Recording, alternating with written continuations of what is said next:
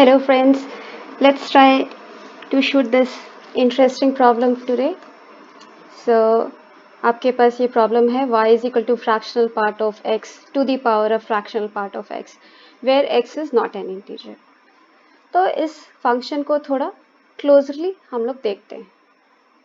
So normally हम क्या करते हैं, अगर मुझे किसी फंक्शन का रेंज फाइंड आउट करना होता है तो आप क्या करते हो, उसको x के लिए सॉल्व कर लेते हो, राइट, सॉल्व फॉर x, या फिर आप उसका ग्राफ देके बता देते हो कि उसका रेंज क्या होना चाहिए.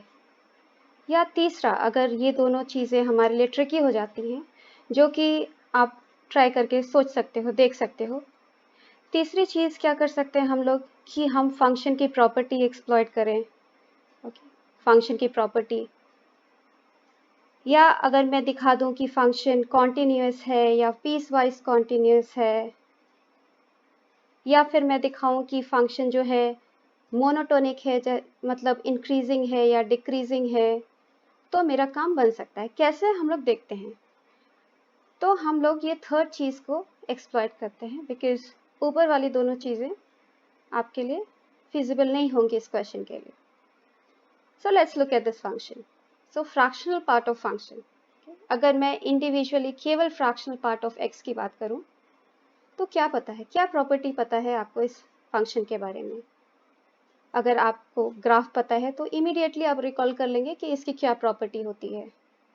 तो इसका ग्राफ कुछ ऐसा दिखता है, जिससे मुझे समझ में आ रहा है कि ये पीरियोडिक है ऑफ टाइम पीरियड 1. ओके, और ये 1 पे क्या हो जाता है, डिसकंटिन्यूअस. तो दैट मीन्स व्हाट, इसका टाइम पीरियड इज 1. इसका क्या मतलब हुआ, इसका ये मतलब हुआ कि curly bracket x plus 1 is same as curly bracket x. That is what it means कि उसका time period, fundamental time period उसका 1 है.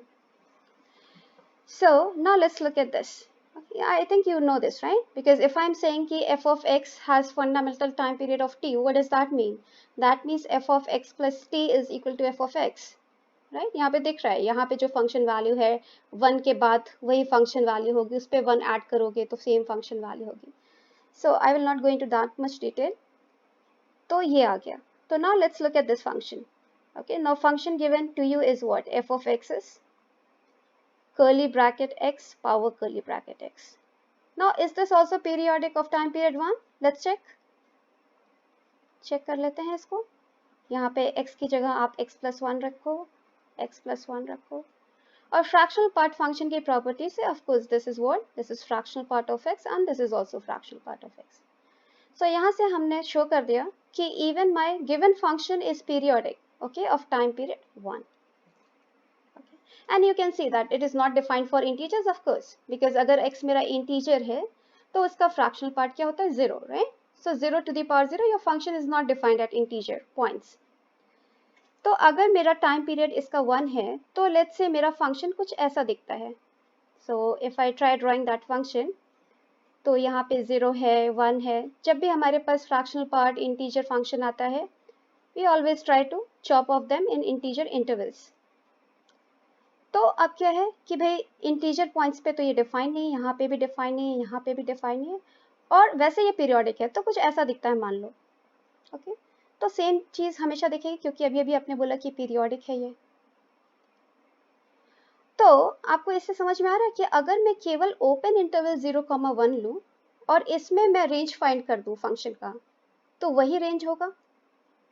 क्यों, है ना, कि ये मेरा सपोज मुझे पता नहीं कैसा मेरा फंक्शन बिहेव कर रहा है, जैसा भी बिहेव कर रहा है, अगर मैं वहां पे रेंज फाइंड आउट कर दूं, that range will be range of this entire function.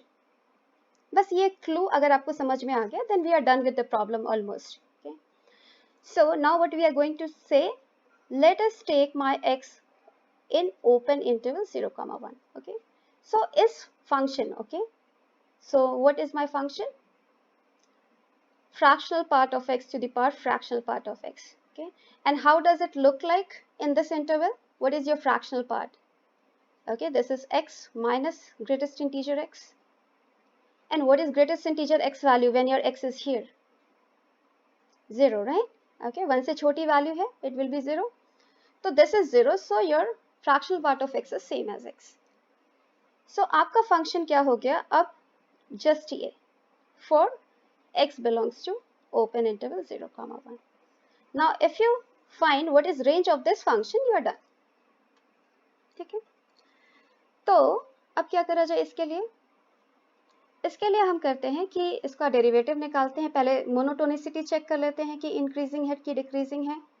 क्यों कर रहे हैं? क्योंकि अगर मुझे पता चल जाए कि अगर मेरा फंक्शन इंक्रीजिंग है, लेट्स से ये कॉन्टिन्यूस फंक्शन है, देखो कॉन्टिन्यूटी पे कोई सवाल नहीं है. ओके, ये एक्सपोनेंशियल फंक्शन है, ओपन इंटरवल 0, 1 पे ये कॉन्टिन्यूस है.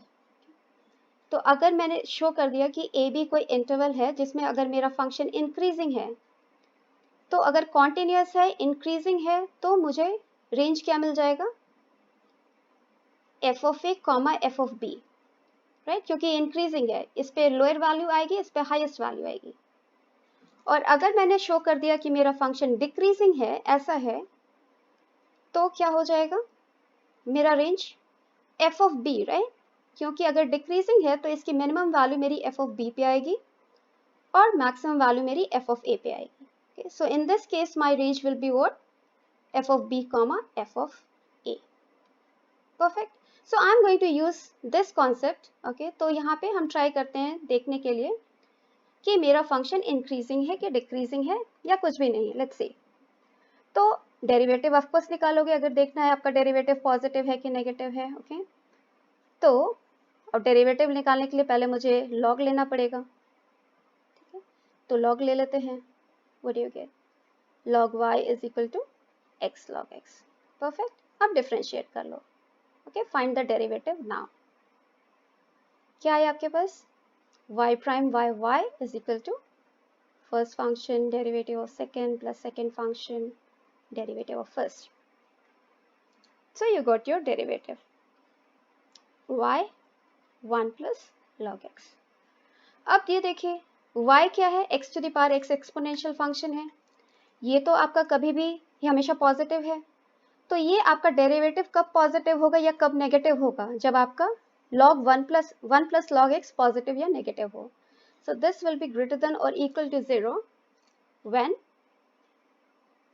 1 plus log x is greater than or equal to 0. What does that mean?